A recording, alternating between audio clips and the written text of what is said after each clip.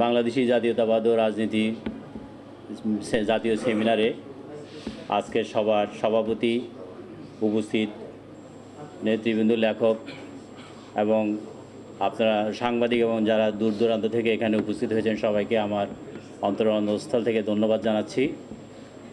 বাংলাদেশ জাতীয়তাবাদ ও রাজনীতি শীর্ষক সেমিনারের যে বইটির মোড়ক উন্মোচন ও বিভিন্ন প্রকাশনা ভিত্তিক যে আলোচনা, যেই নামটি নিয়ে আমরা এখানে আজকে উপস্থিত হয়েছি, আমাদের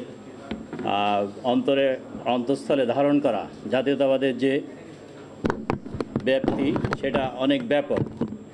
এই ছোট্ট পরিসরে আসলে এটার ব্যাখ্যা করা যায় না।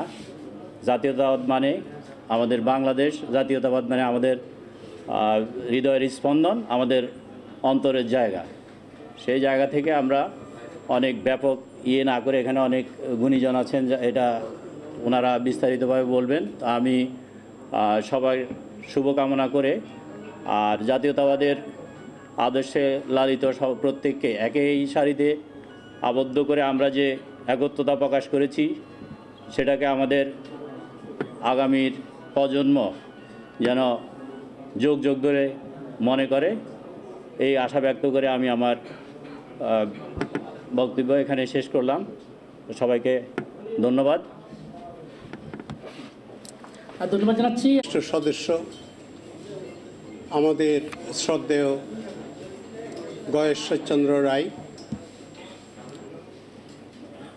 আমন্ত্রিত অতিথিবৃন্দ এবং সুধীমণ্ডলী,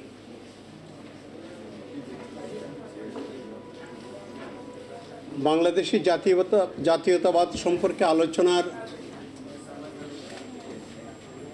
বিষয়ে আমি আমার নিজের ব্যক্তিগত বিষয়টা সামনে নিয়ে আসি। আমি যখন চট্টগ্রাম সরকারি কলেজের ছাত্র ছিলাম তখন আমি 1974 সনের দুর্ভিক্ষ দেখেছিলাম। আমি যখন ঢাকা বিশ্ববিদ্যালয়ের ছাত্র ছিলাম তখন আমি দেখতে পেয়েছিলাম একজন রাষ্ট্রপতি দুর্ভিক্ষ প্রতিরোধ করার জন্যে স্বনির্ভর বাংলাদেশ গড়ার প্রত্যয়ে তিনি খাল কাটছেন এবং স্বনির্ভর বাংলাদেশ গড়ার জন্যে আমাদের সবাইকে আহ্বান জানাচ্ছেন। এই সময় আমি ওই রাষ্ট্রপতির সাথে খাল কাটায় অংশগ্রহণ করি এবং 1979 সালের 1 জানুয়ারিতে জাতীয়তাবাদী ছাত্রদল নামে একটা সংগঠন, বিএনপির একটি অঙ্গ সংগঠন হিসেবে আত্মপ্রকাশ করে। আমি তার কনভেনিং কমিটির সদস্য হই এবং ঢাকা বিশ্ববিদ্যালয়ের দায়িত্ব গ্রহণ করি। আমি শহীদ জিয়াউর রহমানের সাথে দেশের বিভিন্ন অঞ্চলে খাল কাটায় অংশগ্রহণ করেছি।